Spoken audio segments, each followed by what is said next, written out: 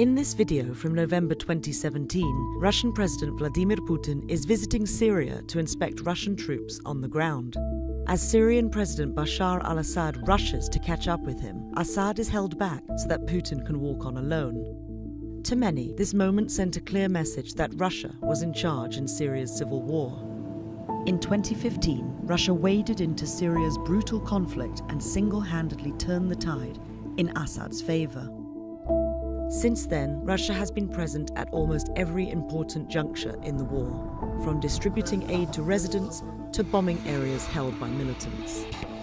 But Russia's interest in Syria extends beyond its backing of Assad. Its interest is also deeply rooted in Russia's efforts to redevelop the Orthodox Church, a key unifier at home and central to Putin's grip on power. In essence, Russia has a religious interest in Syria. To understand, we have to go back when Assad's father, Hafez al-Assad, was president. In 1957, the elder Assad trained in the Soviet Union, where he learned Russian and how to fly fighter jets. Until his death in 2000, he met with leaders in the Soviet Union and later in Russia. Russia didn't lose the Soviet-era ties after the collapse of the Soviet Union in 1991, but it certainly lost its clout. What we see now under Bashar al-Assad and Putin is a reinvention of that close relationship between the Syrians and the Soviets.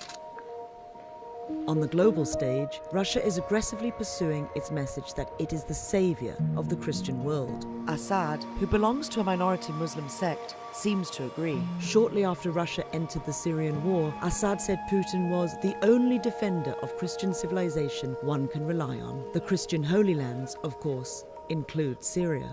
There are two cities in Syria significant to Russia's Christian history.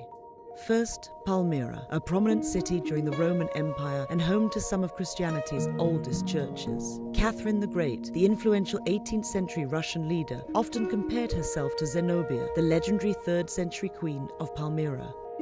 She also compared her court in St. Petersburg, then the capital of Russia, to the court of Palmyra.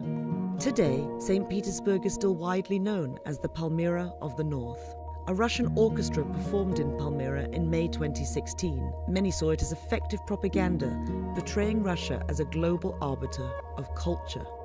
Second, the city of Malula, one of the only places in the world that speaks Aramaic, the language of Jesus.